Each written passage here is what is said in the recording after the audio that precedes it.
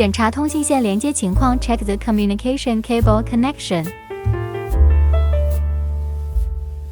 还有通信线的另外一端 and the other end of the line。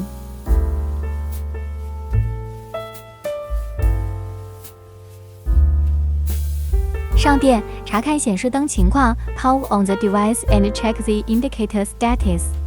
查看是否闪烁，若无闪烁，则需更换内接主板 ，check whether the mainboard is blinking. If no, replace the mainboard。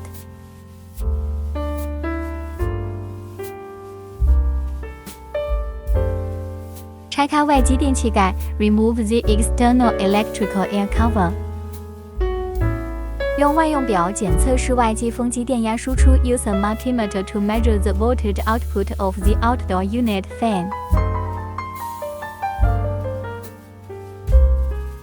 用万用表检测压缩机电压输出情况 ，use a multimeter to check the voltage output of the compressor。